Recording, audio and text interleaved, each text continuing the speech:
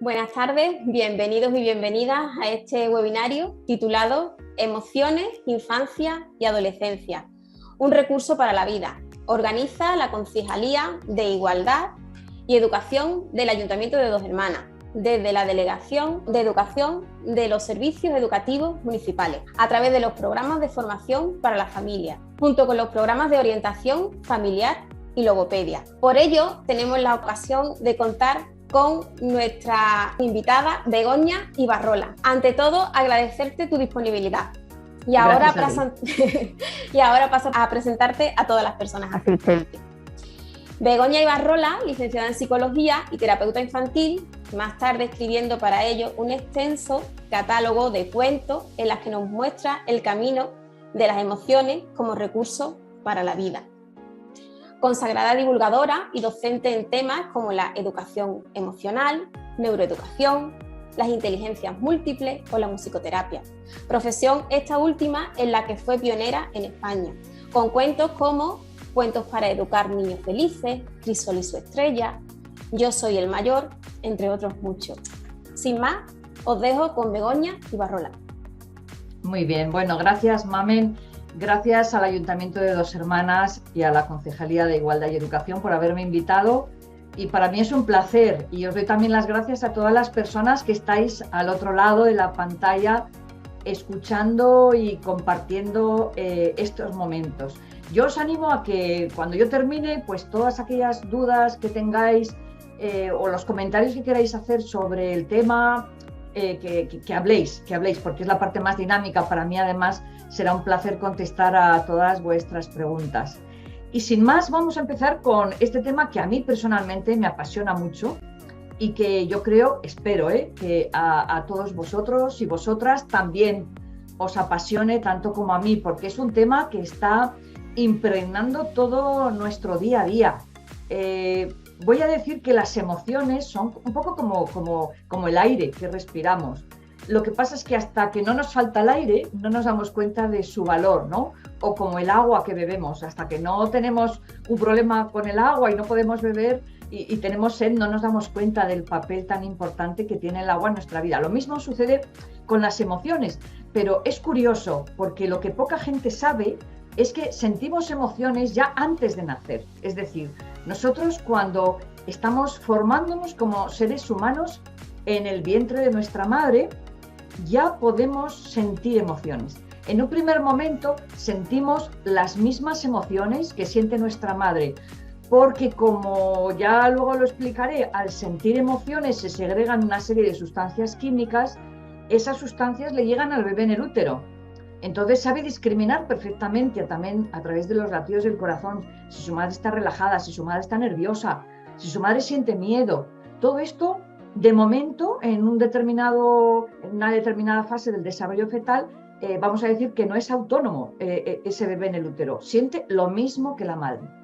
Pero en todos los estudios sobre el desarrollo fetal, sobre todo de esta última década, se ha observado que a partir de un momento el bebé en el útero ya es autónomo, es decir, puede expresar disgusto, puede expresar rechazo a algo que no le gusta. Una comida, por ejemplo. Yo tengo una ecografía muy divertida de un bebé en el útero expresando asco, porque le estaban haciendo la ecografía a la mamá mientras hacía la digestión, pero después de haber comido en un restaurante de comida mexicana muy picante. Y cuando le llegó esa sustancia al bebé en el útero, reaccionó con la misma cara de asco que podemos poner nosotros cuando probamos una comida que no nos gusta. ¿Por qué es importante esto? Y yo lo quiero dejar un poquito claro. Porque en primer lugar somos seres humanos que sentimos y después somos seres humanos que pensamos. Por eso nacemos ya con unas emociones básicas, unas emociones primarias, que lo que nos hacen es permitir que podamos comunicarnos con el entorno aún antes de hablar. Todos los bebés, y esto lo sabéis muy bien las mamás y papás, se comunican su agrado, su desagrado. Cuando aparece la primera sonrisa es una fiesta. Todos sus estados de ánimo, incluso sus necesidades, nos las comunican a través de gestos. Por lo tanto, otro aspecto interesante. Primero nos comunicamos de forma no verbal y luego empezamos a hablar.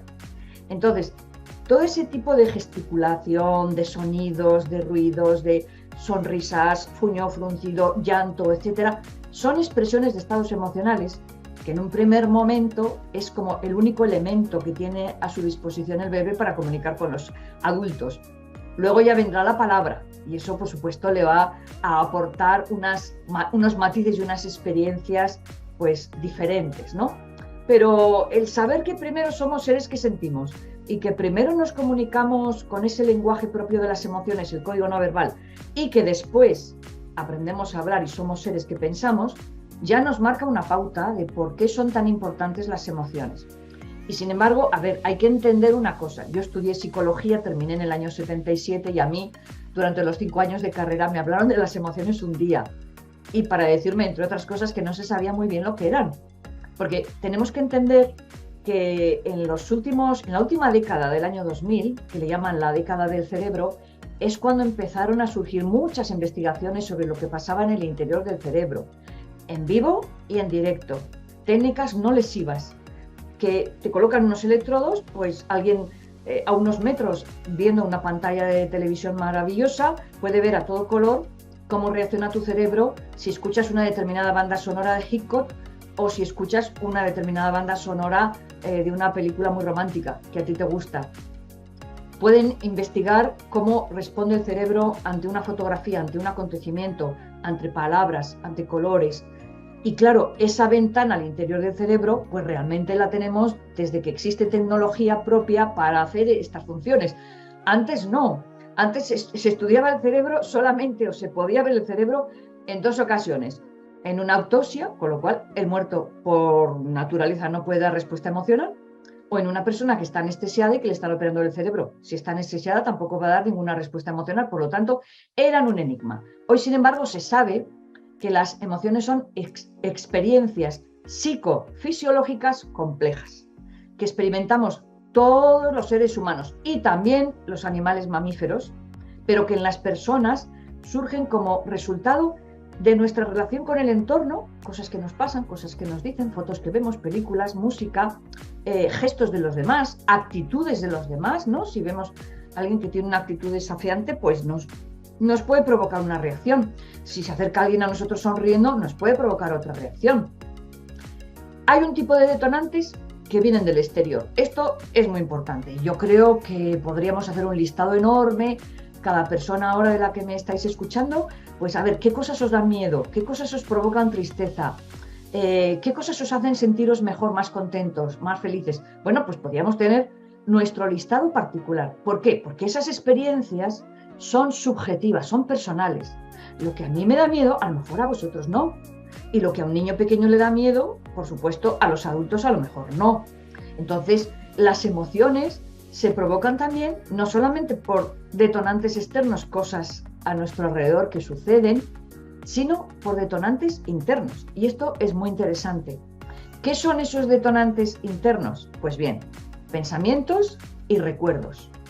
Fijaros, yo creo que todos tenemos esta experiencia. Estamos en una fiesta, lo estamos pasando bien. Imaginad que estáis con amigos, con familiares, con alguien y estáis disfrutando. Y de repente os viene un recuerdo a la cabeza de alguien de vuestra familia o de vuestros amigos que ha muerto por COVID, por ejemplo. En ese momento entra una emoción de tristeza, ¿no? De añoranza, de pena, porque le echáis de menos a esa persona. Si a lo mejor alguien os está mirando, ve que vuestro rostro ha cambiado de expresión, pero a lo mejor son unos segundos nada más y tú vuelves a participar en la fiesta. Ese recuerdo te ha cambiado tu estado emocional, pero cuando sentimos una emoción podemos hacer 2 cosas: expresarla o no expresarla. Una de las lecciones emocionales más importantes que hay que transmitir a los hijos y a las hijas es que todo lo que se siente no se tiene por qué expresar, es un fenómeno interno. Y yo tengo que ver, sobre todo cuando ya voy madurando, si es oportuno que en un momento en que las personas están muy serias, muy tristes, yo de repente cuente algo gracioso. Pues a lo mejor tengo que ir aprendiendo que en ese momento es mejor que me calle y en otro momento es mejor expresar eso que me ha venido a la cabeza como algo muy gracioso que me ha pasado en el cole. Es decir, esas sutilezas para saber en qué momento expresar y en qué momento no expresar no implica represión, luego lo explicaré, pero es una habilidad muy necesaria y que debemos enseñar a los peques desde bien pequeños. Entonces ya tenemos ahí una parte importante de esa definición de emociones. Luego, todos los seres humanos sabemos, porque esto es universal, que cada emoción se expresa con gestos diferentes y que cada emoción, pues incluso mi cuerpo se coloca de forma diferente. Porque si veis estas fotografías de esta niña, pues incluso la postura corporal también puede expresar qué emoción estoy sintiendo en ese momento, ¿no?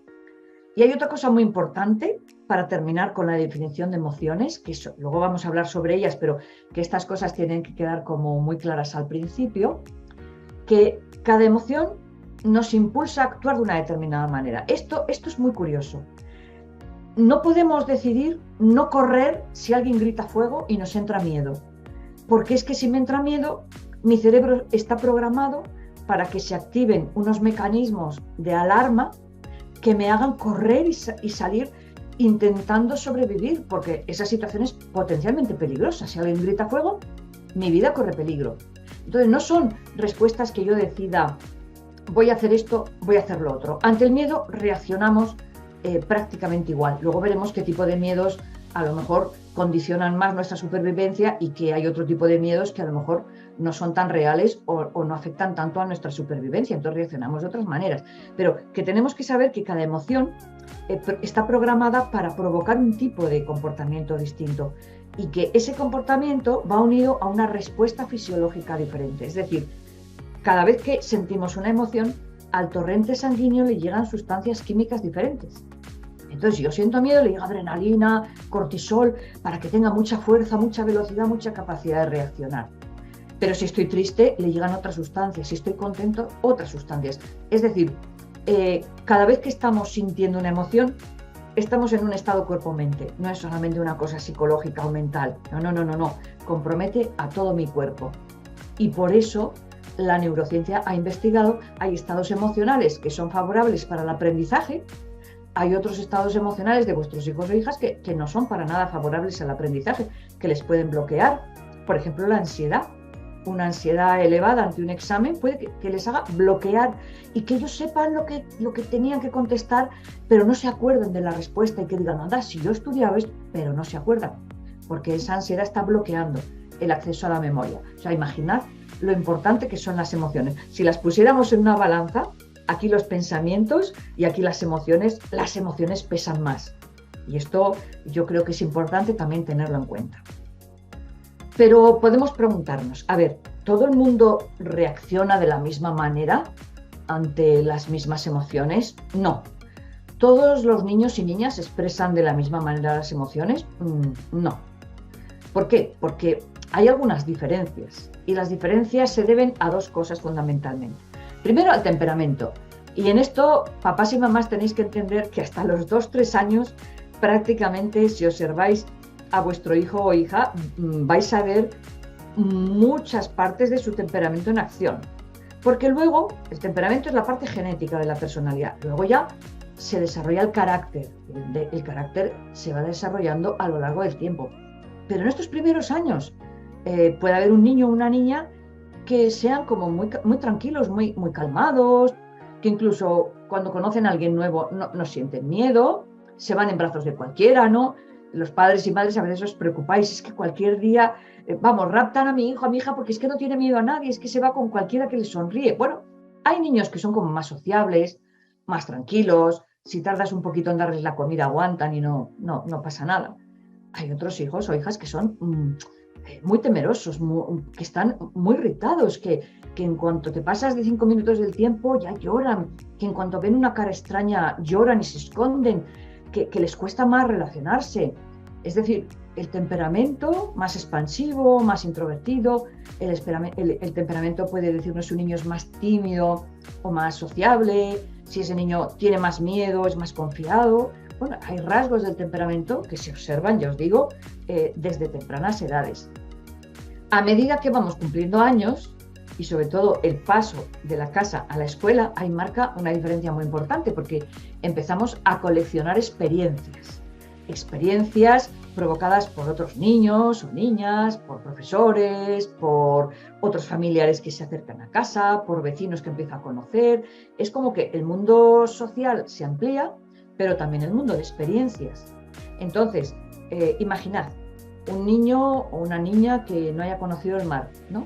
Yo, como soy de zona de mar, soy del norte, pues casi todos aprendíamos a nadar, ¿no? Casi todas aprendíamos a nadar desde pequeños, porque en la playa es muy normal tener cerca esas posibilidades de que un hermano te enseñe o que tu padre o tu madre también te enseñe. Entonces, bueno, pues nos dan cierto respeto a las olas, pero nos sentimos en un elemento que, como yo sé nadar, pues entonces me siento a gusto. Pero imaginad un niño que no sepa nadar, va a la playa por primera vez, una ola le tira y traga agua y se asusta.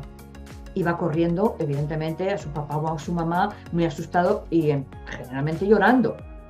Y claro, ¿cómo reaccionan esos padres o madres? Claro, si le dicen, ¿ves? Te hemos dicho que el mar es muy peligroso. ¿Ves? Es que has estado a punto de ahogarte. Pues al miedo del niño o niña se le suma el de su familia, con lo cual es miedo al cuadrado. Pero, ¿qué podemos hacer? Porque esa experiencia queda grabada en su memoria emocional, y como la memoria emocional es asociativa, graba mar, miedo, una moneda de dos caras. Y cuando otro día le digan vamos a la playa, yo no me baño, yo no me acerco al mar, porque he grabado que el mar es peligroso. ¿Cómo superar esa experiencia? Grabando mar, disfrute, alegría. Para eso los adultos le tienen que acompañar al borde, a la orilla, jugar con él, a saltar las olas, ver con las gafas de bucear, para que empiece a disfrutar del mar. Evidentemente, cuando ya disfruta del mar y aprende a nadar y se siente cómodo, mar ya no tiene grabada la palabra miedo, aunque será prudente porque esa experiencia le ha dejado ahí una huella, sino que mar, disfrute. Entonces, no sirve de nada que digamos a alguien que ha vivido alguna situación con miedo, no tengas miedo a eso, no tengas miedo. El cerebro no funciona así. Hay que provocar otro tipo de emociones asociadas a ese mismo elemento para que se supere, ¿no?, ese miedo. Entonces, ese es el campo de las experiencias. El temperamento más las experiencias hace que distintas personas den distintos tipos de respuesta emocional. Antes veíamos las ecografías de algunos bebés en el útero. Bien, nacemos ya con estas emociones básicas, según el modelo de Paul Ekman. Hay distintos modelos, pero yo sigo este. Si habéis visto la película del revés, si no la habéis visto, os recomiendo que la veáis, porque algunas de las cosas que vamos a hablar aquí os van a ayudar también a entender esa película. Pues bien, venimos a este mundo ya en el ADN con estas emociones básicas, según el modelo de Paul Ekman: alegría, tristeza, miedo, enfado, sorpresa y asco. De estas emociones hay ecografías, y estas emociones se reconocen en cualquier cultura del país, del mundo entero. O sea, podemos ir a cualquier país, a cualquier continente, a cualquier tribu, todo el mundo reconoce una fotografía de una persona mostrando enfado, tristeza, alegría, sorpresa o asco. Es decir, son universales, ¿no? Cumplen cada una función adaptativa que luego veremos, por lo tanto, en principio son positivas. Venimos con ellas porque nos sirven para algo, aunque unas nos hacen sentir bien y otras nos hacen sentir mal, evidentemente. Pero todas son legítimas. Y esto es algo que luego, cuando os comente cómo debemos desarrollar tanto en los niños, niñas, adolescentes determinadas habilidades emocionales para que su vida sea más feliz, para que consigan un mayor nivel de bienestar y para que se sientan como competentes, ¿no?, frente a los retos que la vida les depare, lo primero que les tenemos que decir es que todas están ahí para algo. Por lo tanto, todas son legítimas. No podemos ridiculizar a alguien: ¡ay, qué tontería tener miedo! No, no, no. El miedo cumple su función. Pero bueno, qué tontería estar llorando. No, no, la tristeza cumple su función. Todas sirven para algo, pero se deben educar. Ahí es donde los adultos tenemos un papel prioritario. Pero pensar que el niño o la niña, por el mero hecho de crecer, sepan manejar su mundo emocional, no es cierto. Se lo tenemos que ayudar, le tenemos que dar herramientas, les tenemos que acompañar los adultos. Y hay otras emociones que son secundarias. Aquí ya entra la cultura, es decir, hay culturas que no saben lo que es la vergüenza, bueno, y muchísimo menos la vergüenza ajena, que nosotros somos muy expertos, ¿no? En España, desde luego, esa emoción está presente, pero hay otras culturas que no tienen ni palabras. Las emociones secundarias son sociales, ¿no? Están adquiridas o se van adquiriendo a través del aprendizaje. y se van uniendo a distintas situaciones de la vida que vamos experimentando, ¿no? Desde pequeños. Claro, tienen una influencia tremenda de las normas sociales, del entorno cultural, de la educación también que nos han dado padres y madres, de las creencias que tenemos a lo largo de la vida. Todo eso influye en la culpa, en los celos, en la vergüenza. Es decir, no son emociones que tengamos, como si dijéramos, como material en el ADN. No, son emociones que vamos construyendo y que a lo mejor no. Yo, por ejemplo, yo no sé lo que es el aburrimiento. Es una emoción secundaria. Yo no sé lo que es el aburrimiento, pero hay personas que sí. Entonces, seguramente de las personas que ahora me estáis escuchando, pues unas sí y otras no. Entonces, no es una emoción necesaria para la vida como son las otras 6. Y lo que está claro es que la familia es la primera escuela de educación emocional, porque lo que os he dicho antes, nada más acoger a un bebé, ya nos empezamos a comunicar emocionalmente con él o con ella. No por las palabras, sino por el tono de voz. Empleamos tonos de voz muy diferentes con los bebés que con los que ya son más mayores, ¿no? Y con un bebé lo que le transmitimos es la emoción a través del tono de voz y los gestos, pero el contenido de las palabras no las va a entender. Por lo tanto, desde que nacemos, desde que unos adultos nos cuidan, nos protegen, sentimos que nos quieren, nos acarician, nos dan de comer, nos ayudan a calmarnos, todo eso son aprendizajes emocionales que se realizan en la familia y que a veces no les damos importancia, pero que tienen muchísima. Luego ya vendrá la escuela y ya nos aportará otros contenidos importantes. Pero dentro de las familias hay 2 orientaciones.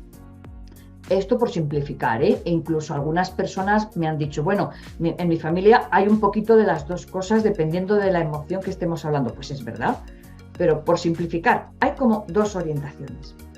Tipos de familia donde a lo mejor no se habla de las emociones. Los adultos disimulan sus emociones delante de los hijos e hijas. No es un tema agradable, sobre todo cuando son emociones que no les hacen sentir muy bien. Incluso se disimula cuando hay algún problema, algún conflicto en la familia y se oculta. Y luego los hijos oyen discutir a lo mejor a los papás o a las mamás, pero no ven que estén enfadados delante de ellos, ¿no? Es como que las emociones van grabando los peques, no es algo cómodo de comentar, no es algo que los adultos quieran compartir con nosotros, así que algo negativo pueden tener. Y luego hay otras familias donde evidentemente los adultos acompañan las emociones de los pequeños.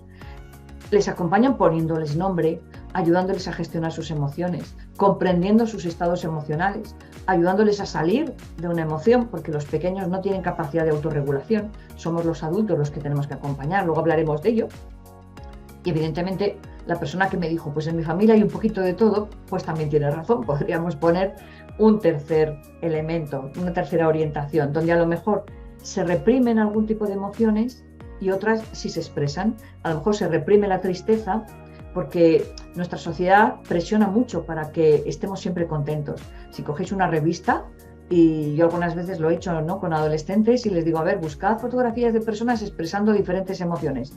Me dicen, Begoña, que es que todas son de caras contentas y felices. Digo, claro, ¿y eso es lo normal? Pues no, tiene que haber de todo, pero en sociedad se valora el happy, el yo siempre estoy bien, y a lo mejor hay familias donde no se permiten entrar en situaciones de tristeza o de añoranza o de incluso de enfado, porque dicen, que mis hijos, que mis hijas no tengan contacto. Es un error, es una equivocación, pero suele haber este tipo de tendencias. Y además tenemos que tener muy claro que esto no nos debe generar ninguna culpabilidad. ¿Por qué? Porque nosotros no hemos recibido educación emocional. Yo tampoco la he recibido, yo he tenido que aprender. Y cuando ahora nuestros hijos e hijas reciben, ellos sí lo pueden transmitir, porque ya lo tienen, pero nosotros no. Así que no hay por qué tener ninguna sensación negativa, sino reconocer, eso sí, reconocer y decir, ¿se reprime alguna emoción en mi hogar, en mi familia? ¿Hay alguna emoción que nos cuesta más expresar? Porque los peques van a recibir esa información. Lo importante aquí es que, de alguna forma, podáis transmitir a vuestros hijos e hijas, tengan la edad que tengan, porque en este webinar vamos a hablar de infancia y adolescencia, pero les tenéis que transmitir. Y esto yo creo que para los adolescentes es tremendamente importante, que la emotividad no es algo incontrolable, no es algo sorprendente, no es algo negativo, no es algo que nos haga más débiles, porque a veces se confunde con la sensiblería. Es que hablar de emociones es muy sensible. No. la parte de emotividad y la parte sensible, ya hemos visto que surgen los seres humanos antes que la parte pensante, que la parte cognitiva, por lo tanto es muy importante. Es que si suprimiéramos las emociones, nuestra vida no tendría sentido. Si suprimiéramos la música, la pintura, los olores que nos provocan emociones, el contacto con los demás, la sonrisa, el miedo, es que no viviríamos, no podríamos vivir. Por lo tanto, hay que decirles, hijo, hija, que sentir emociones es algo natural, que tú te puedes expresar y además tu personalidad se transmite a través de esas emociones. Eso sí, todo medio de expresión debe ser educado. Entonces, los padres y madres también tenéis como esa responsabilidad de educar la emotividad de vuestros hijos, hijas y adolescentes en general. Pero hay una tendencia, sobre todo en la adolescencia, a guardarse para sí las emociones. Lo que sí está claro es que si creéis un camino entre vuestro corazón y el de vuestros hijos e hijas cuando son pequeños, ese puente ya está creado, cuando sean adolescentes va a haber más fluidez en expresar esa emotividad. Si no está creado, quererlo crear justamente a partir de los 12-13 años, pues ellos son muy celosos de su intimidad, entonces no les gusta compartir con los adultos lo que están sintiendo. Pero si hemos empezado a manejarlo antes, eso ya es como que está metido ya en su forma de relacionarse con nosotros. Y aquí en esta diapositiva yo he presentado una caja de herramientas, porque a mí me gusta mucho trabajar con metáforas, y luego a lo mejor no os acordáis de algunas cosas que he hablado, pero os acordáis de la caja de herramientas. Bueno, imaginad que todo lo que voy a hablar a continuación tiene que ver con herramientas que vosotros y vosotras podéis dar a vuestros hijos e hijas. ¿Para qué? Para que se enfrenten a la vida. A ver, yo creo que educar las emociones, aparte de que se ha demostrado, porque esto ya es fruto de 20 y tantos años de investigación que llevamos en muchísimas universidades y en muchísimos países del mundo, en todas partes nos dicen que es un elemento de prevención primaria inespecífica. O sea, hay estudios, pero muchísimos. No os voy a aburrir aquí, pero una buena educación emocional es prevención de drogas, prevención de suicidio, prevención de depresión, prevención de algunas enfermedades mentales importantes, prevención de trastornos de conducta, prevención de bullying. O sea, de todo esto hay investigaciones. Pero una cosa muy importante también, prevención de salud física, porque las emociones afectan a la salud. Y, por ejemplo, sabemos que el miedo disminuye y baja el sistema inmunológico y que la alegría sube el sistema inmunológico. Ya tenéis ahí una pequeña clave, no voy a ahondar más. Pero tenemos que entender que esta caja de herramientas, cuando ponemos esas herramientas a disposición de nuestros hijos e hijas desde los 2-3 años, que se puede ya hacer, les van a dar recursos y les van a ofrecer estrategias para enfrentarse a lo que se tengan que enfrentar, que no tenemos ni idea nosotros qué puede ser, pero que hay algo que les podemos decir. La vida es imprevisible, la vida es incierta y la vida es temporal. En un momento dado termina. ¿Qué nos puede pasar? No sabemos. ¿Quién iba a prever la pandemia? Yo creo que, ningún profeta pudo prever la pandemia. ¿Qué va a pasar dentro de 2 años No lo sabemos. Es decir, tenemos que aceptar esos niveles de incertidumbre que a nivel social cada vez son más altos. Y ojo, porque están creando muchos problemas de salud mental en la infancia y en la adolescencia. Hemos triplicado la tasa de suicidios. Con esto quiero decir que estas herramientas, evidentemente, nosotros les vamos a dar la caja de herramientas y les vamos a decir cómo funciona cada una, pero no las podemos usar por ellos.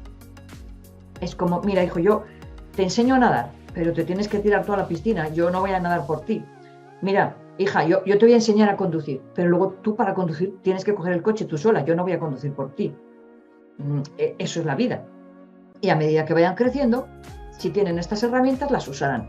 Y si no las tienen, van a enfrentarse con ciertos déficits ante las situaciones que vengan, sean las que sean. Y también os digo, para los buenos momentos no nos tenemos que preparar, nos tenemos que preparar para los malos momentos. Y de alguna manera tenemos que darnos cuenta que desarrollar una serie de habilidades, en las cuales ahora me voy a centrar, no solo es fundamental para que crezcan sanos, felices, se desarrollen en armonía en todas sus dimensiones, sino que van a sentirse mucho más capaces de abordar cualquier situación problemática a la que se enfrenten en su vida, porque les podemos garantizar a nuestros hijos que algún ser querido va a morir a lo largo de su vida, que algún objetivo que han luchado por él a lo mejor no lo consiguen, que a lo mejor les traiciona algún amigo, que a lo mejor se encuentran trabajando en algo que no les hace felices, que a lo mejor se tienen que morder la lengua en muchas ocasiones y no decir lo que piensan, que a lo mejor van a tener que trabajar con gente que no les gusta, que a lo mejor alguien no les va a tratar bien. Bueno, pues todo esto no lo pueden evitar. Podemos evitar todo lo que depende de nosotros, pero hay cosas en la vida que tenemos que asumir, y ese es un verbo mágico que yo creo que desde los 2-3 años tenemos que usar. Mira, hijo, no puedes elegir a tus compañeros. Es que no me gusta este compañero, pues te aguantas porque no puedes. Es que este profesor no me gusta, te aguantas. Aguantar es un verbo más coloquial. En psicología decimos asumir, pero es lo mismo, significa lo mismo. Y diréis, bueno, ¿y qué pinta aquí esta abuela con su nieto haciendo un postre? ¿Y qué tiene que ver esto con las habilidades que vamos a hablar ahora? Pues una cosa fundamental. Las habilidades se desarrollan poniéndolas en práctica. Se aprende a nadar nadando, a conducir conduciendo, a cocinar cocinando.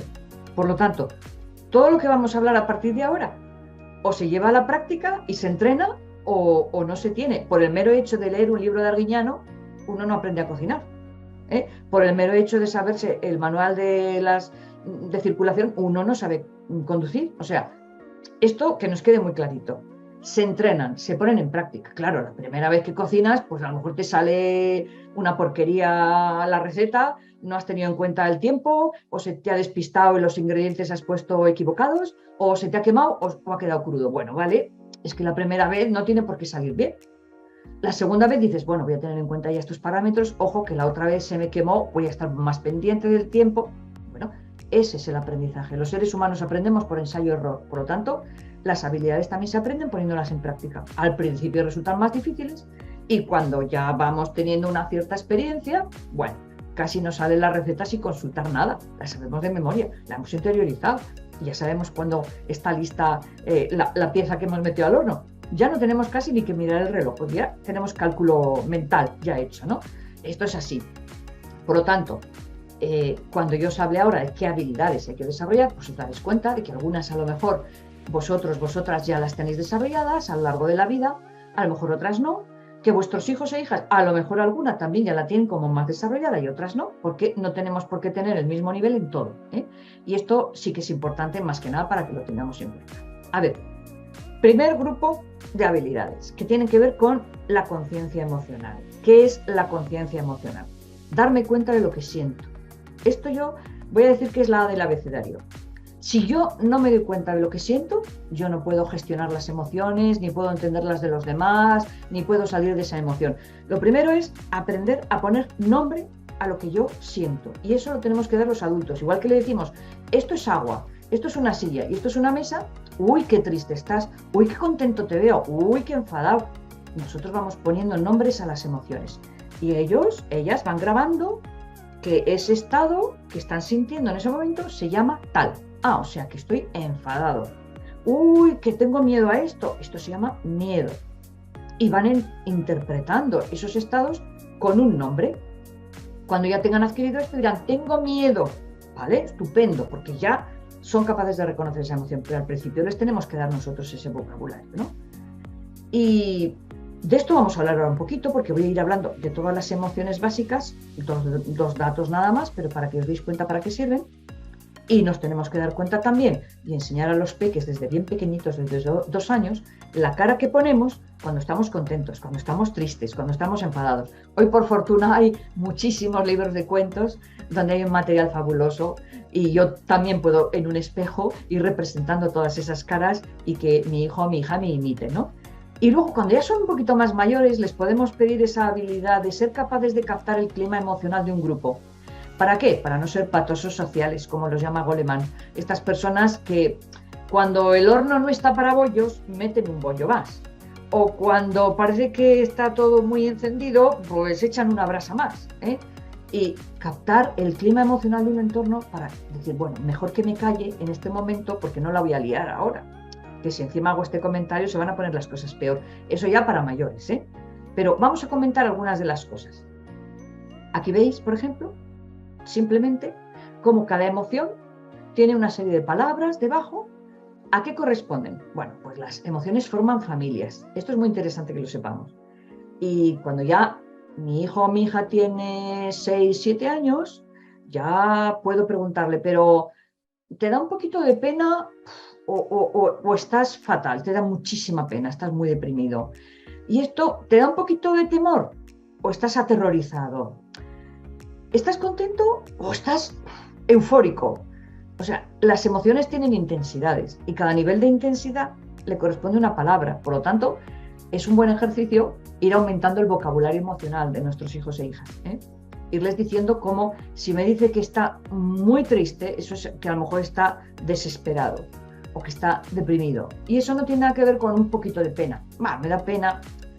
Incluso puedo decir, bueno, pues es que, vaya, me da un poquito de miedo esto, tengo cierto temor a salir a hablar en público en la fiesta de los padres, me da terror, es que yo creo que me va a dar algo si salgo. Es que son distintos niveles de intensidad de la emoción, pero las emociones forman familia. Y es muy bueno ir trabajando el vocabulario emocional, ¿eh? ¿Qué es lo que pasa? Vamos a hacer un recorrido muy breve. La alegría nos gusta a todos, a todas. Esto, vamos, lo preguntes donde lo preguntes, a todas las personas nos gusta estar bien. La alegría favorece la comunicación entre las personas, permite compartir buenos momentos.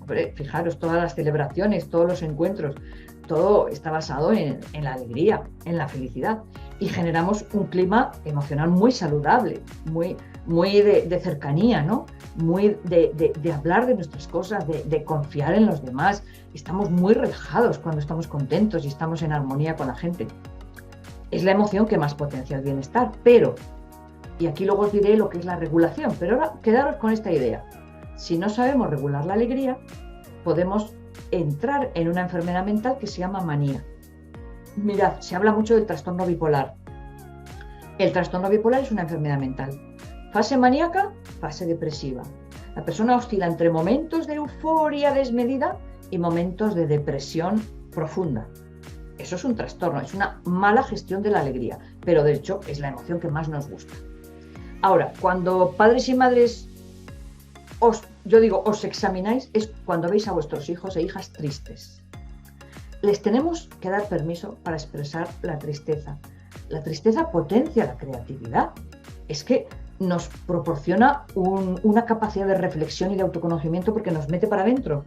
La alegría es expansiva, pero la tristeza no, es introyectiva. Nos metemos para adentro, pensamos, cambia nuestro sistema de valores, nos damos cuenta de cosas, pero mal regulado puede provocar depresión, evidentemente. El miedo es que del miedo depende nuestra supervivencia, ni más ni menos, por eso lo tenemos.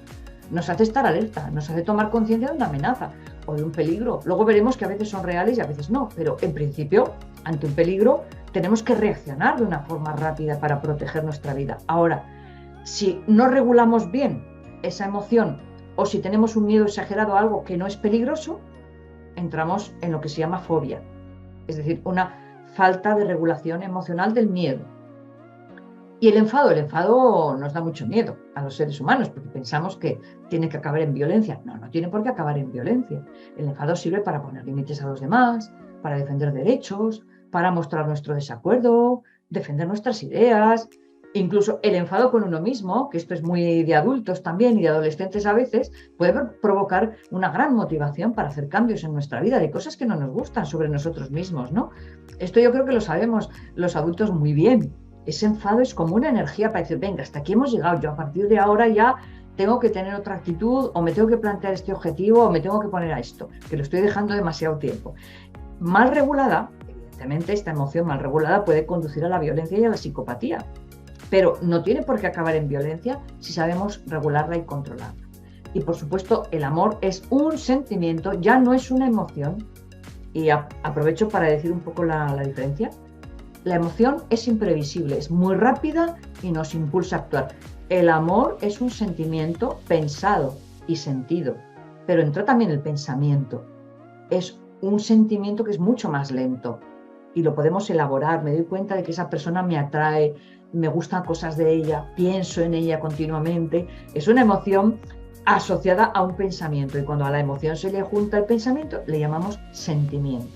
Claro, es el que permite el desarrollo sano y equilibrado de todos los miembros de la familia, ¿no? Evidentemente, ¿no? Porque produce seguridad, porque produce esa sensación de confianza, porque produce también autoestima. Yo me siento valorado por los miembros de mi familia. Y claro, ¿qué es lo que pasa con el amor? Que tenemos ejemplos todos los días, por desgracia, en los telediarios. Mal regulado puede conducir a la dependencia emocional.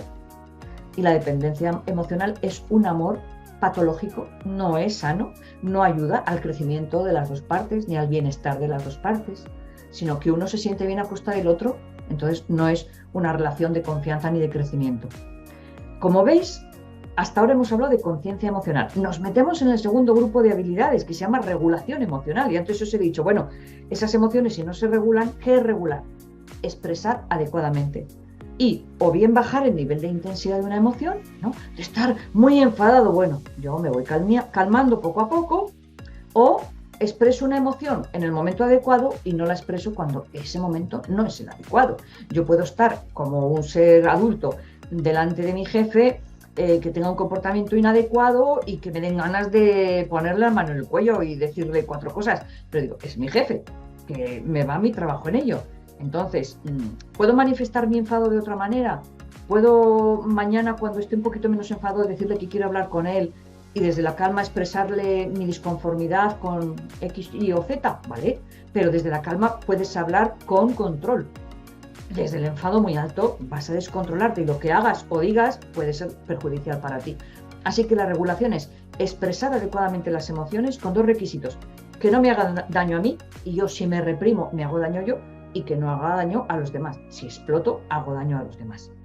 Entonces, tenemos que saber que también dentro de esa gestión emocional, cuando ya vamos siendo un poquito mayores, esto ya para adolescentes, les podemos enseñar a cómo, cuando tienen una emoción negativa, cuando tienen a lo mejor incluso pensamientos rumiantes que les generan mucha ansiedad, cómo transformar eso en otra emoción positiva. Y hay trucos para hacerlo. O sea, todo esto se entrena, vuelvo a repetir. Yo ahora os estoy diciendo, como si dijéramos, el manual de las habilidades que son buenas que desarrollen vuestros hijos e hijas. Pero evidentemente en este espacio no hay tiempo para decir cómo se hace cada una de estas cosas, pero se hace y hay manuales, y hay entrenamientos, y hay formación en todo esto. Y yo llevo ya dando 20 y tantos años y todo el mundo lo aprende. Pero, como digo, se aprende poniéndolas en práctica.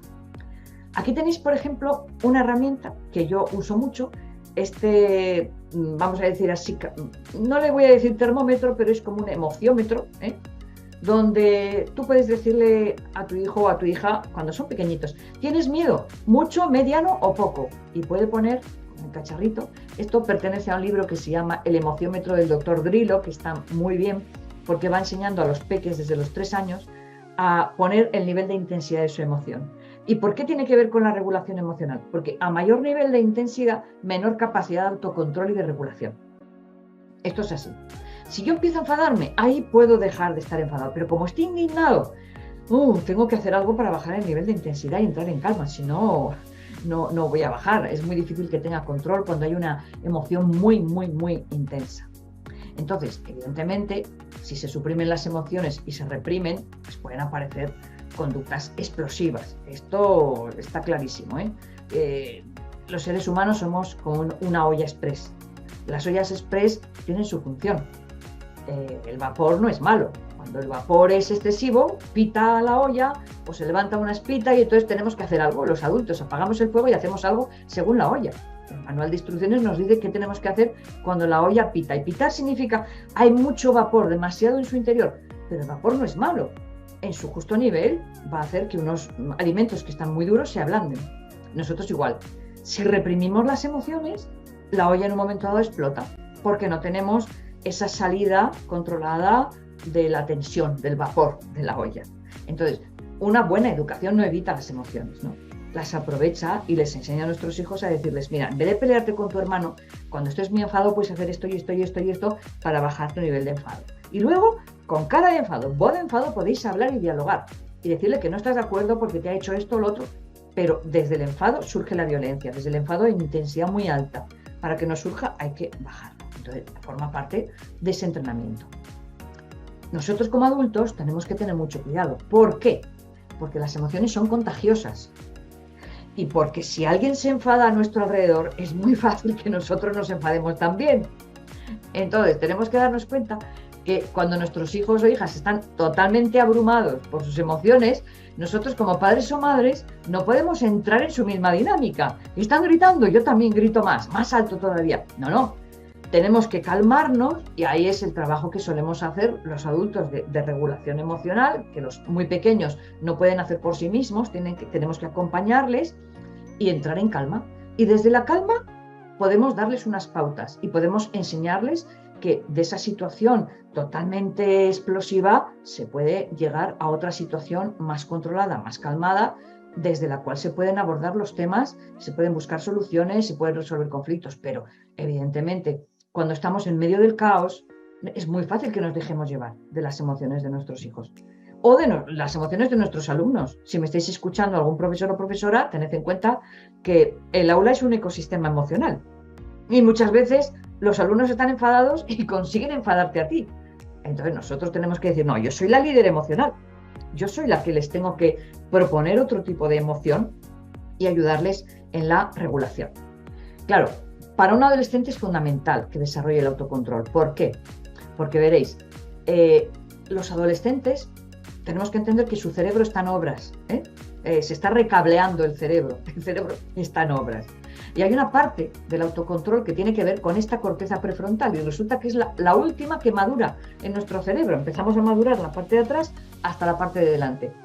Y esa corteza prefrontal, que es la que, a ver, de todo lo que estoy pensando, ¿es que todo lo que pienso lo tengo que decir? No. ¿Todo lo que siento lo tengo que expresar? No. Pero porque tengo corteza prefrontal madura. Pero ellos todo lo que les viene a la cabeza lo sueltan. Y todo lo que sienten lo dicen. Entonces, porque está madurando esa corteza prefrontal. Y nosotros les tenemos que decir, a ver, tranquilo, calma. Vamos a ayudar a que esta parte madure antes, porque si no, la maduración normal llega hasta los 24 años, aunque ahora nos encontramos adolescentes de 40 también. Pero el entrenamiento lo que hace es madurar antes esas zonas. Y entonces hay que decirle, a ver, de todo lo que estás pensando, ¿qué vas a decir y qué te vas a quedar? Todo lo que piensas no lo puedes decir. De lo que estás sintiendo, ¿es buen momento para expresarlo o no? ¿Y con esta chica vas a expresar eso o no? ¿Con este chico le vas a decir eso o ahora no? Mejor que le veas en otro momento y hables con él en otro momento. Todo esto les tenemos que entrenar porque además, frente al control, por ejemplo, de conductas de riesgo, no valoran, es como que quieren demostrar a los demás que ellos no tienen miedo. Y claro, no se demuestra haciendo barbaridades, pero ellos no lo tienen en cuenta. Entonces asumen conductas de riesgo porque quieren demostrar que son valientes. Cuando nosotros desde pequeños les tenemos que transmitir a los hijos e hijas desde los 3 años, ser valiente no es no tener miedo. El miedo es necesario a todas las edades. Tenemos miedo a distintas cosas, evidentemente, pero es necesario.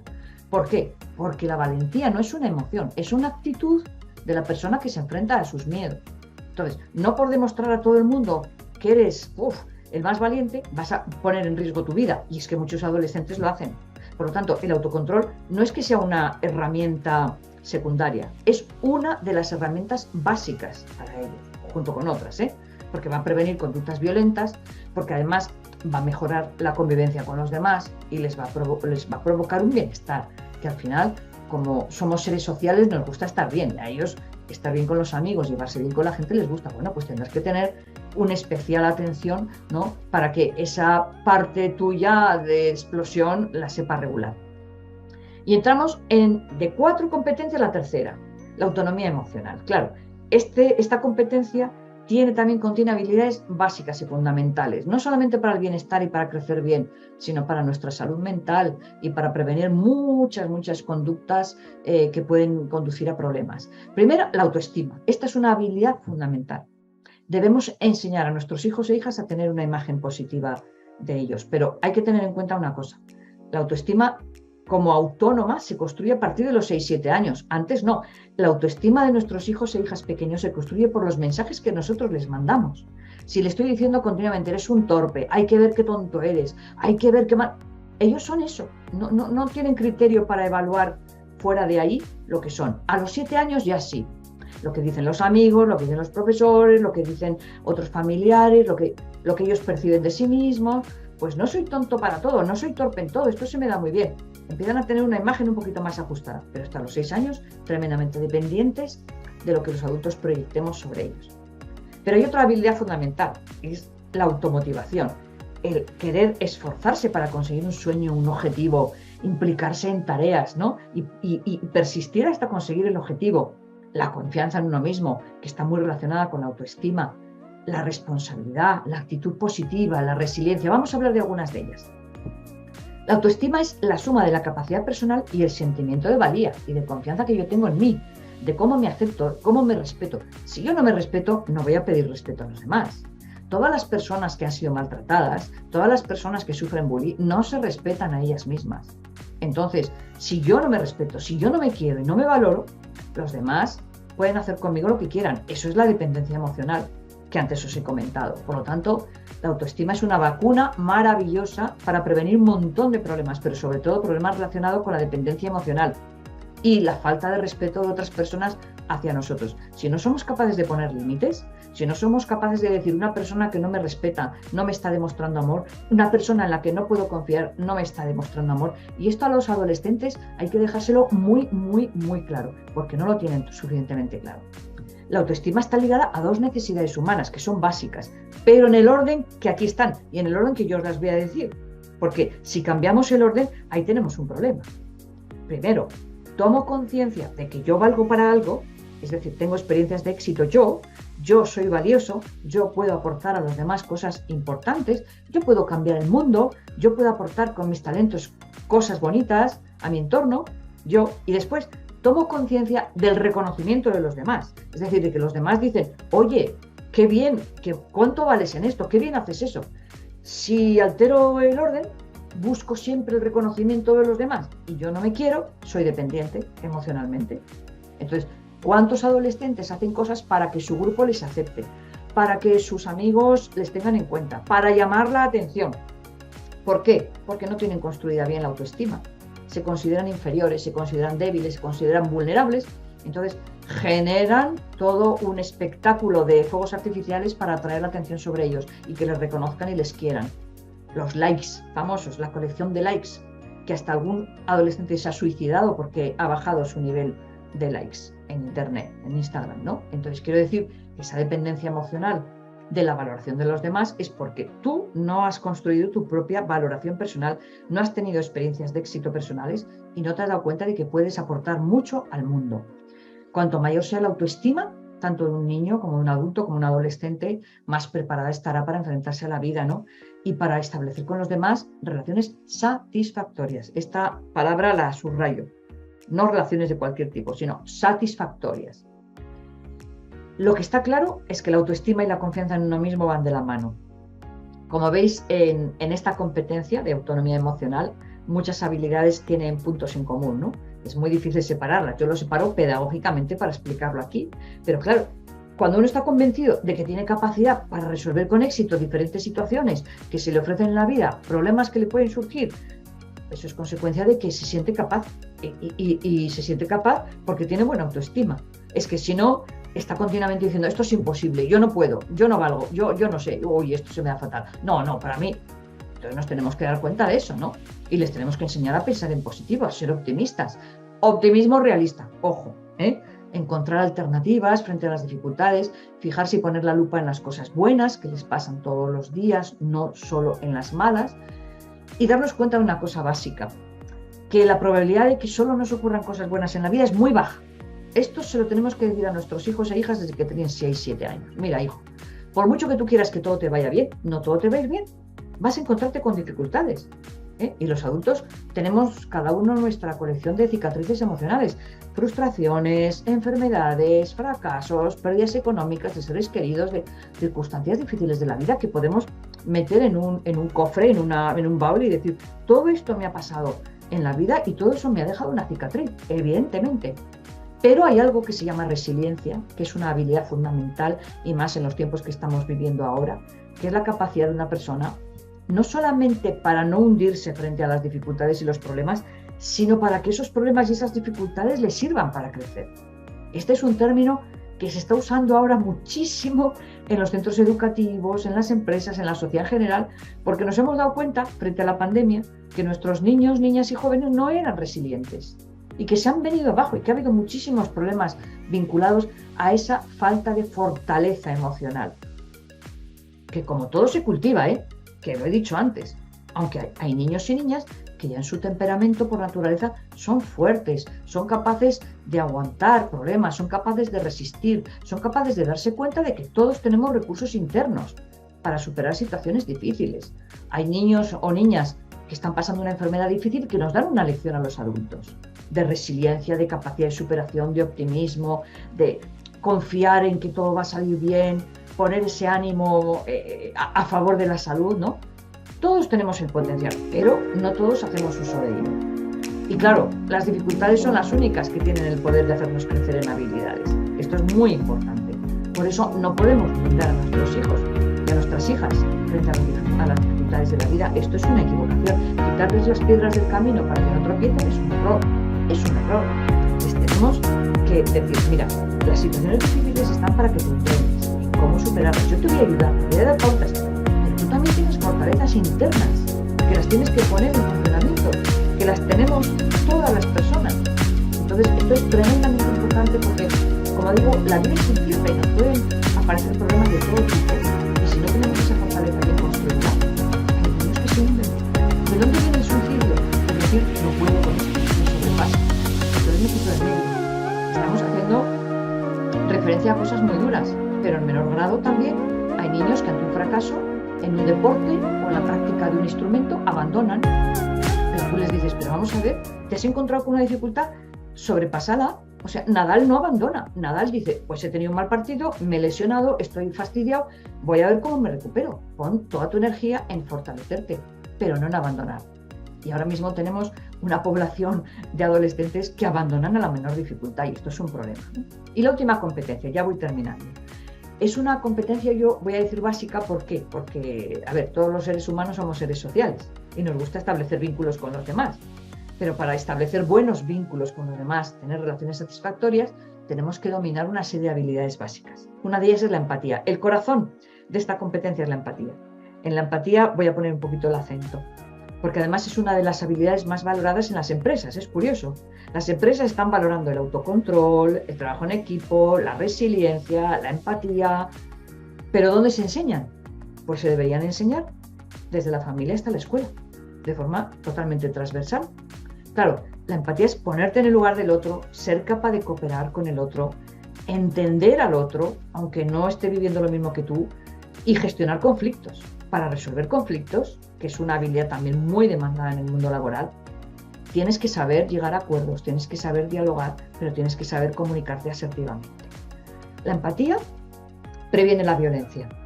La violencia es una lacra muchas veces social y en los grupos donde se ha estudiado el porqué de esa violencia es porque las personas no tienen empatía. Y la empatía es una habilidad muy, muy útil no solamente para prevenir ya conductas violentas, sino porque es muy valorada en los entornos sociales. Un adolescente empático tiene amigos, porque a los amigos les encanta que le comprendan, que les ayuden, que se brinde, porque tiene facilidad para ponerse en el lugar del otro y ver el mundo a través de los ojos del otro, ¿no? Tener empatía no significa estar de acuerdo con el otro, significa comprenderle. Y de esa comprensión pueden hacer el valor de la compasión, de ¿en qué te puedo ayudar? Todos los valores tienen una base empática. Si no hay empatía, no hay solidaridad, no hay compasión, no hay entrega, no hay cooperación. Y son valores que queremos que nuestros hijos e hijas tengan. Claro, como casi final, también les tenemos que enseñar a decir que no, a ser asertivos, a poner límites. Otro elemento de prevención de malos tratos, otro elemento de prevención de bullying, poner límites a los demás, no consentir a los demás cualquier cosa. Pero los adolescentes tienen mucho miedo a decir que no a sus iguales. Es decir, tienen una tendencia, vamos a llamarla así, a ceder a la presión de grupo. Y por eso nos estamos encontrando adolescentes que hacen disparates en grupo que serían incapaces de hacer en solitario.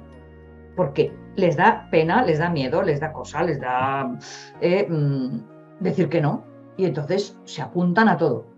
Pero les tenemos que enseñar, no, Tú, si algo no lo ves, di que no. Si algo no quieres hacerlo, di que no. Que los demás hagan lo que quieran, pero tú tienes que poner límites. Esto, como digo, se entrena. Y ya para terminar, que quiero que haya un espacio para preguntas. Vosotros, como adultos, debéis enseñarles a vuestros hijos, sobre todo a los adolescentes, el mapa de la vida. Pero tenéis que saber que cada hijo y cada hija va a elegir la ruta que decida hacer. ¿Tú qué tienes que aportarles como padre-madre? Pues lo que van a llevar en la mochila, nada más. Pero no la ruta, no vas a andar por ellos. Pero les vas a decir, mira, en tu mochila te meto empatía, autoconocimiento, asertividad, resiliencia, capacidad de gestionar tus emociones, capacidad para resolver conflictos, tolerancia a la frustración, autoestima, automotivación, optimismo. ¡Uy, qué maravillosa colección de herramientas! Con eso pueden ir por el mundo a donde quieran.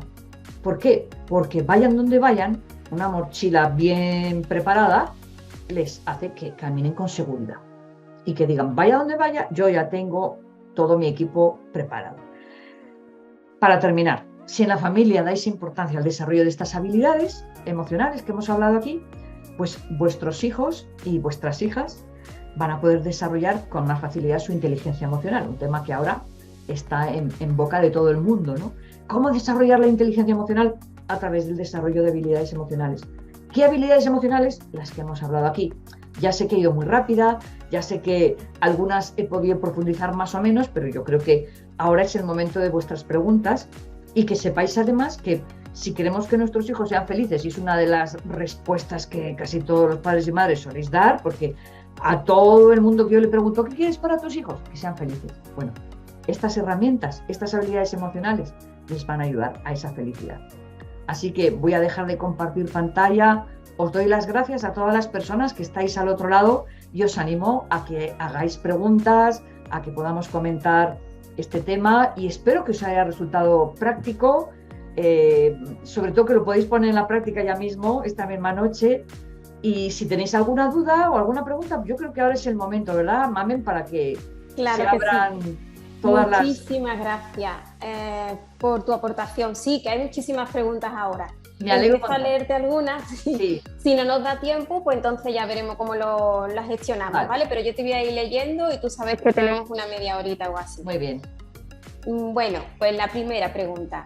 Nos dicen, ¿cómo ofrecer cercanía y confianza a nuestro hijo e hija, tanto en la infancia como en la adolescencia?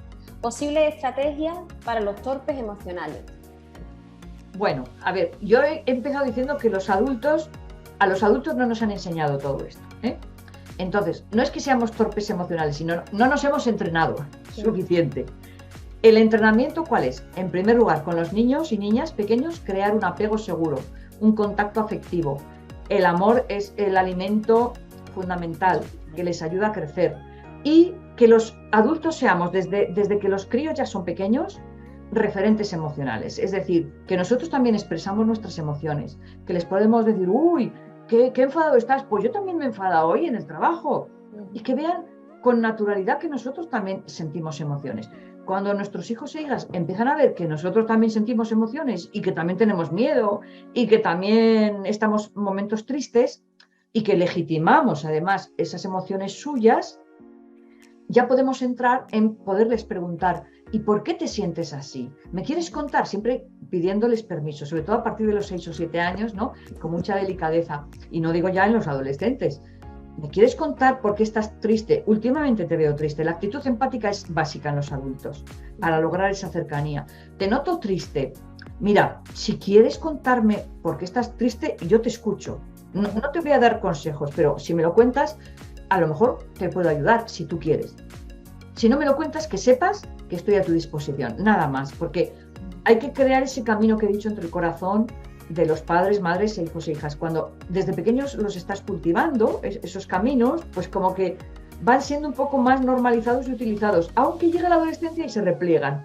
Pero tú sigues estando ahí diciendo que yo también he pasado, o la adolescencia, que yo también he tenido miedo, que yo me he sentido a veces con muchos problemas de a lo mejor de autoestima, de no sentirme seguro.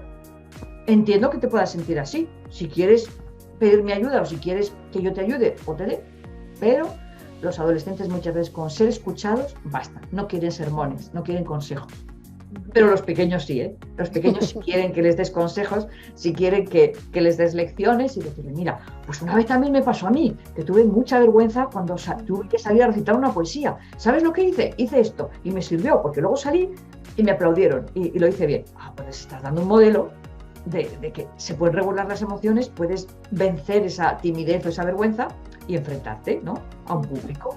O sea que hasta la adolescencia yo creo que esto es lo mejor que se puede hacer en la adolescencia, esa disponibilidad, esa empatía, esa escucha activa, sin juicio, sin sermones, es el camino para que haya esa cercanía emocional. Perfecto, muchísimas gracias. Otra duda o pregunta, ¿cómo educarlos en o para la independencia emocional de los padres, madres? Bueno, aquí nos encontramos con que justamente el grupo de habilidades que tiene que ver con la autonomía emocional, pues son la autoestima, la automotivación, el optimismo, la confianza en ellos mismos, la resiliencia, es decir, tenemos que prepararles para que se enfrenten a problemas y los resuelvan solos. Tenemos que prepararles para que se enfrenten a las dificultades y nosotros en todo caso estemos detrás apoyándoles cuando son pequeños, pero cuando ya van siendo más mayores, estamos ahí por si nos necesitan, pero ya ellos tienen que hacer solos. María Montessori decía una frase que a mí me gusta mucho, referida a los pequeños, ¿eh? Todo lo que un niño puede hacer o una niña puede hacer por sí mismo, si se lo hacemos los adultos, flaco favor le hacemos. O sea, preparar para la autonomía y evitar la dependencia es hacerles ver que son capaces de enfrentarse a los problemas. Yo te enseño a abrocharte la cremallera, empiezo yo, pero luego sigues tú. Y ahora te atas el botón, el primero te lo ato yo y ahora sigues tú. Y ahora, poco a poco, ir dejando que sean cada vez más autónomos, aunque lo hagan mal. ¿Por qué? Porque aprendemos por ensayo-error. Y entonces decir, pues vuélvelo a hacer, porque te lo has abrochado, pero te has saltado un botón. Entonces te lo voy a volver a desabrochar y empieza otra vez. Esto en muy pequeños, pero luego en muy mayores, mira, este examen te ha salido mal, acepta que a lo mejor te has equivocado en algunas cosas, haz un análisis de lo que has hecho, a ver dónde has cometido errores, pero no pasa nada, estate pendiente la próxima vez que tengas el examen de leer bien las instrucciones, de leer hasta el final, de estar más calmado para que te salga mejor. Es decir, ir viendo que sus frustraciones, sus, vamos a decir, malos momentos, sus dificultades, sus conflictos, ellos los pueden gestionar con nuestra ayuda a veces y otras veces sin ayuda. Y siempre preguntándoles, ¿necesitas mi ayuda para esto? ¿Necesitas mi consejo para esto o no? Cuanto menos, mejor. Pero eso sí, que sea eficaz, porque si nos dicen, no necesito tu ayuda, pero lo hacen mal, nosotros les tendremos que decir, mira, yo te voy a servir de modelo, ¿cómo se hace? Así, así, así. Entonces tú ahora hazlo solo, pero ya sabes que antes lo has hecho mal simplemente porque no has querido aprender.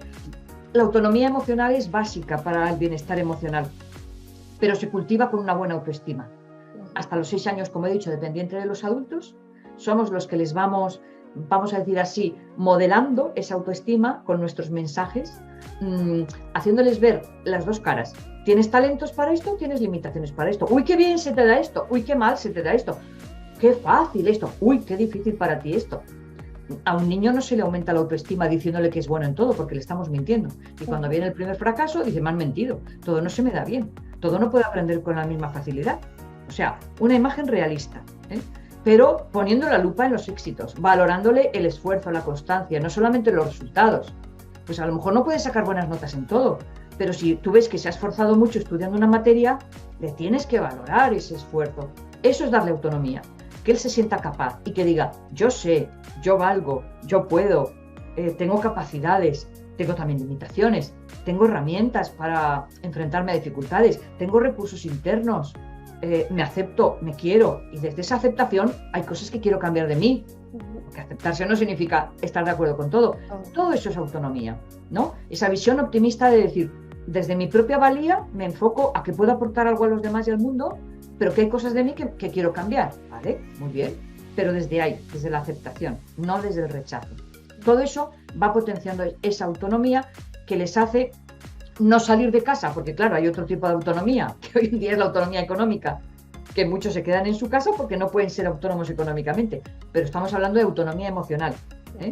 En muchos países del mundo, por ejemplo, se ayuda a los jóvenes para que se emancipen antes, para que busquen esa autonomía, porque al final también redunda en una mejora de la autoestima, el que puedan entrar en el mundo laboral, que puedan desempeñar sus talentos y sus capacidades en algún puesto de trabajo, ¿no? Eso les ayuda también mucho a ser autónomos, también emocionalmente y también económicamente. Pero yo estoy hablando aquí por lo menos de autonomía emocional. La otra es más complicada dada la situación ahora.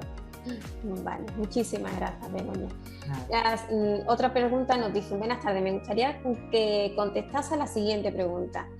¿Cómo ayudar a los adolescentes a expresar sus emociones, tanto desde la familia como desde el aula?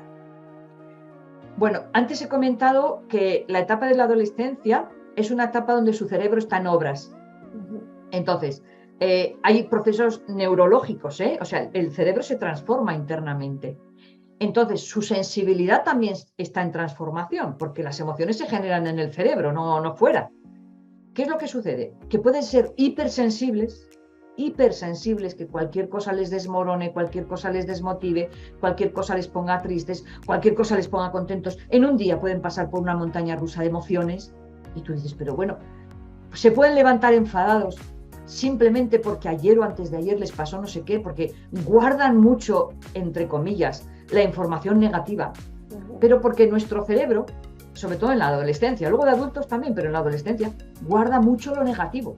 Tiene una memoria selectiva para lo negativo, porque no me ha contestado, porque esta profesora me ha dicho, porque mi amigo me ha contestado mal, porque el otro me... Y guardan mucho lo negativo, empiezan con pensamientos rumiantes. ¿Y qué pasa? Pues que están enfadados muchas partes del día. Y claro, tú les dices, ¿pero por qué estás enfadado si no ha pasado nada? No ha pasado nada externamente, pero su mundo de pensamientos y de recuerdos les está condicionando ese mal humor. Y entonces hay que enseñarles a decir, mira, no existe nada como un mal día, porque dicen, es que he tenido un día fatal. No existe nada como un mal día. Existe un mal momento del día que decides llevarlo a cuestas todo el día. Existe un pensamiento que se te ha metido en la cabeza, que estás dando vueltas todo el día y entonces eso te provoca un malestar tremendo.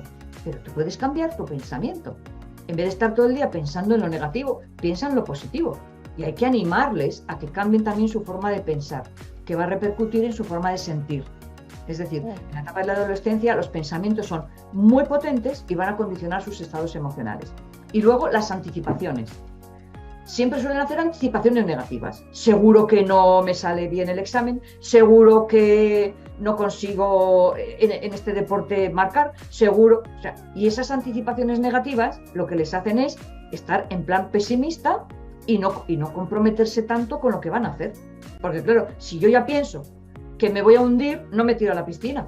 O sea, no me comprometo. Si yo ya anticipo que en este examen me va a salir fatal, ya voy con tal estado de nervios que seguramente me saldrá fatal. Entonces, ayudarles a cambiar esos estados emocionales a través del pensamiento. Porque esta corteza prefrontal, vale, está en obras, pero les tenemos que hacer. Y luego ayudarles a tomar decisiones y hacer planes.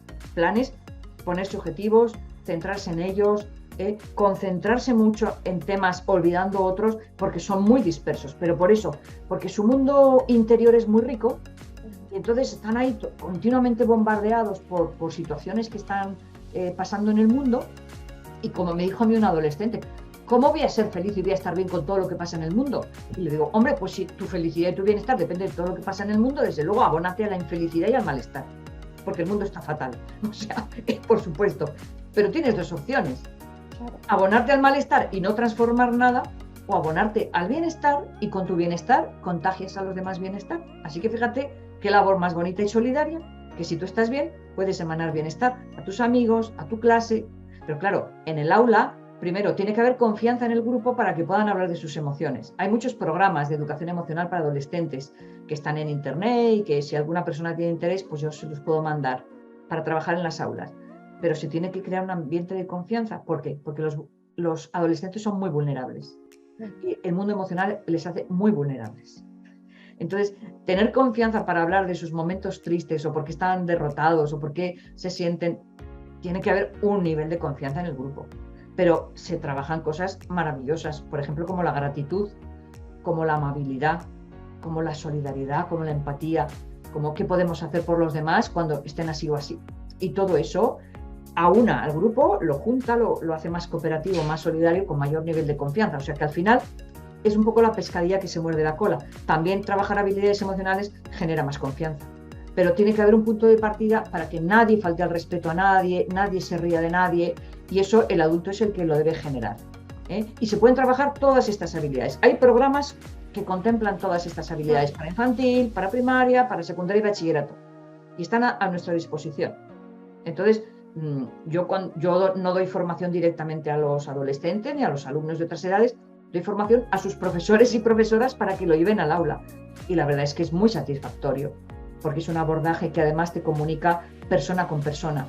Rompes el estatus de que yo soy el padre y la madre, yo soy el profesor y tú eres ahí el inferior. No, somos seres humanos que sentimos y nos vamos a comunicar desde el corazón. Entonces entramos en otro nivel, en otra dimensión diferente, y sus respuestas suelen ser muy, muy bonitas. Muchísimas gracias, Begoña. Nada. Bueno, hay muchísimas preguntas. Yo te voy a hacer algunas dentro del tiempo que tenemos y a ver si podemos resolver. Si no, pues ya lo resolveremos a través de correo. Sugerencias para una escucha activa, sobre todo en la adolescencia. A ver, la escucha activa no es pasiva, Yo lo tengo que decir porque decimos escucha activa. No, es que no es pasiva y creemos que escuchar es algo pasivo. No, la escucha activa es prestar atención empática. La atención empática es ponerme en el lugar de mi hijo o mi hija adolescente y entenderle desde su realidad, no desde la mía. No juzgarle, no darle consejos si no los pide, simplemente acompañarle, que se sienta que yo estoy a su lado, que sienta que puede contar conmigo en cualquier momento y mostrarle yo mi confianza antes de que él o ella me lo muestre a mí. Si yo le digo, te voy a contar algo que me ha pasado y que me ha puesto muy triste, o estoy pasando por un momento de mucho enfado por esto que está pasando en mi trabajo, o en mi situación, o con mi familia, o tal. Si tú empiezas a compartir con ellos a nivel emocional y con confianza, es más normal que ellos también se abran y compartan, pero sin expectativas. Es decir, no esperando, bueno, ahora cuéntame tú. No, yo te escucho, o yo te voy a contar algo que me ha pasado a mí y que pues quiero compartir contigo. Es muy bonito, por ejemplo, cuando algunas familias dicen, bueno, vamos a buscar en el día algún rato que podamos estar todos juntos. A veces son las cenas, es decir, bueno, la cena es sagrada, fuera móviles y hablamos. Pues es muy interesante una dinámica que yo he sugerido muchas veces y ha funcionado muy bien, ¿no? Que cada miembro de la familia cuente el mejor momento del día y el peor momento del día. Eso ya es que abre puertas mágicas, porque se dan cuenta de que tú también como adulto has tenido un buen momento y un mal momento, y que no pasa nada, porque todos los días hay momentos buenos y momentos malos. Y si, por ejemplo, un hijo o una hija no dice, lo mío todo ha sido horroroso. ¿Ah, sí? A ver, piensa un poquito. Estamos cenando. ¿Has comido? Pues di, he comido una comida que me ha gustado, aunque sea la cosa más sencilla, pero obligarles de alguna manera a que digan algo positivo de su vida, porque es prepararles al cerebro para que pongan la lupa también en lo bonito, sin obviar lo negativo, que es que pueden pasar muchas cosas negativas que no me gustan durante el día, pero que a lo mejor no dependen de mí. Es que se me ha escapado el autobús y entonces he llegado tarde, no sé qué, ¿vale? Pues ha dependido de ti, porque a lo mejor has salido tarde tú de casa y no te has levantado a tiempo, o no ha dependido de ti porque a lo mejor ni ha parado el autobús ni te ha visto. Bueno, pues todo eso, irlo trabajando, eso es un ejemplo, Otro ejemplo es que el adulto, por ejemplo, comparta con los hijos adolescentes sobre todo, ¿no? Pues cosas de su vida pasada, porque eso les gusta mucho. Os voy a contar, cuando yo en el colegio tuve un problema con no sé qué, con no sé cuántos, y fijaros, me amenazaron, y entonces hice contarle algo de tu vida real, simplemente sin decirles nada más. Es como decir, a ver, que yo soy una persona que ha pasado por muchas cosas, y sin pedirles que ellos te cuenten, pero si tú cuentas, es más normal que luego ellos te cuenten. Pero la escucha activa es una escucha empática, meterte en el corazón del otro, entenderle, aunque no compartas sus ideas, lo que dice, lo que hace, y tú le puedes decir, te entiendo, te comprendo, aunque yo no haría eso. Entiendo lo que estás pasando, aunque yo no me sentiría así. Yo me sentiría de esta otra manera. A lo mejor en vez de triste, esto a mí me enfadaría mucho si un amigo me hace esto, pero entiendo que a ti te ha provocado tristeza. Como diciendo, a ver, que las emociones son subjetivas y lo que a ti te puede provocar una emoción, un hecho, un acontecimiento, una emoción, a mí me provoca otra emoción diferente y no pasa nada. Yo creo que eso son pautas, pero es muy interesante compartir tiempos, porque si no, ¿en qué momentos vamos a poder hablar? Y compartir emociones con ellos, y compartir situaciones de nuestra vida con ellos, sin esperar nada. Pero esa disponibilidad al final da sus frutos, porque cuando te necesitan tú estás. Entonces, tendemos a ser demasiado, no sé, como a dar sermones, ¿no? A dar consejos, a entrometernos mucho y hacer preguntas y hacer un cuestionario cada vez que vienen tarde una noche. ¿Y dónde has estado? ¿Y con quién has estado? ¿Y qué has hecho? ¿Y qué tal? A ver, mañana si quieres me cuentas lo que has hecho. Es decir, así, con esa libertad, pero sin atosigar, porque esto es como los adolescentes, yo pongo un símil, son como los cuernos del caracol. Si viene el sol, los despliegan tranquilamente, pero como toques, ¡bum!, para atrás. Entonces, hay que tener esa sensibilidad también especial para estar con adolescentes y ayudarles a crecer y a madurar sin que sientan que nos estamos metiendo en su vida y les estamos controlando a todos. Muchísimas gracias, Begoña. ¿Cree que el aprendizaje en la gestión de las emociones debe ser básicamente vivencial en el día a día o puede ayudar también la lectura o materiales específicos? Las dos cosas, o sea, todas las habilidades se entrenan todos los días, porque yo creo, sobre todo el autocontrol y la regulación emocional es una de las habilidades que la vida es el mejor campo de entrenamiento, el mejor gimnasio, no hay que pagar una cuota ni hay que ir a ningún sitio para entrenarnos en autocontrol. Los demás se encargan de que nos entrenemos, o sea, es bueno reconocer que tenemos maestros de autocontrol a nuestro alrededor. Entonces, ¿qué es interesante? Primero, utilizar el día a día, pero luego también utilizar herramientas como el cine y la literatura y el arte en general, la música. La música es una reguladora emocional. El deporte es otro regulador emocional. El arte es otro regulador emocional. Cuando antes decía ese vapor extra que sale por la espita, todas las actividades artísticas son reguladores emocionales, también el deporte y también la literatura y el cine. Entonces, en general, los hobbies, cultivar hobbies es un consejo que yo doy a todos los padres y madres para que los hijos empiecen desde 6 o 7 años, porque cuando luego llega la adolescencia pueden convertirse en elementos de regulación emocional. Lo que se ha demostrado es que las personas que cantan o que bailan o que pintan o que realizan alguna tarea creativa o que están en algún deporte tienen menos problemas emocionales. Eso ya se ha demostrado, hay muchísimos estudios. Es porque justamente las artes, los deportes, colaboran en esa homeostasis, en ese equilibrio emocional. Y tú, si un día estás muy enfadado, puedes cantar y tocar o jugar soltando toda la adrenalina ahí que te sobra y luego llegar súper calmado. Entonces es como ya tener hecho un canal de expresión para que salga ese vapor extra. Sin embargo, adolescentes o niños o jóvenes que no tienen todavía un hobby o que todos los tiempos, entre comillas, libres están dedicados a aprender chino, a aprender informática, a aprender no sé qué, a aprender no sé cuánto, todo cognitivo, no encuentran luego ese vehículo para canalizar sus emociones y sacar el vapor extra. Así que las dos cosas. Hay recursos, hay cuentos. Yo tengo cuentos, si podéis entrar en mi página web, veis hay un catálogo extensísimo de cuentos para trabajar todas las habilidades y todas las emociones, pero también hay que aprender a utilizar los hobbies y a utilizar el día a día, las actividades diarias para entrenarnos. Incluso si estamos hablando con nuestro hijo o nuestra hija, viene del colegio enfadada, pues, ¿qué te ha pasado? Con 7 años te lo cuenta. Pues que fulanita se ha enfadado conmigo y tal. ¿Y tú qué has hecho? Pues me he aguantado. No, pues no te debes aguantar. Mañana tienes que hablar con ella y decirle que no te ha gustado nada lo que ha hecho o lo que te ha dicho. Porque ella tiene que saber que eso te ha hecho daño. Te le estás dando pautas, pistas.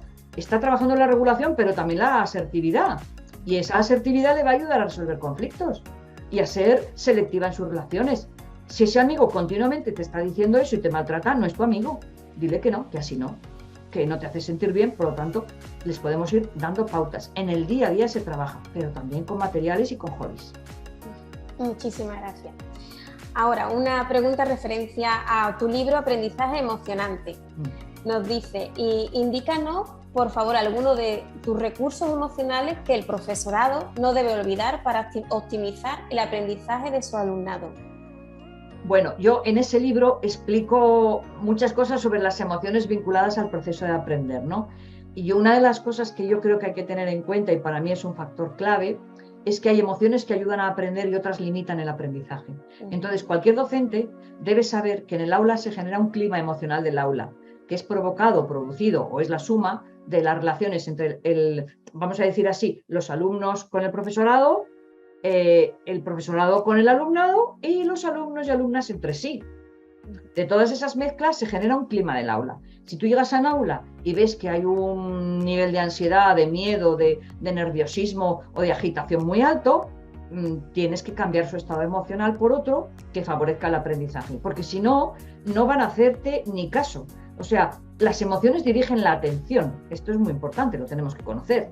Entonces, los alumnos, el alumnado, puede que en un momento dado esté en la clase de cuerpo presente, nada más que de cuerpo presente, porque su mente está por ahí volando, dirigida, o sea, la atención dirige las emociones, las emociones dirigen la atención. Así que tienes que atraparles la atención, tienes que provocar que su atención esté en el aula, pero tienes que ayudarles a que tengan un estado emocional favorable al aprendizaje, de calma, de relax, de un poquitín de ansiedad, pero no en exceso, sobre todo cuando va a haber un examen, un poquitín está bien, una activación, pero no mucho.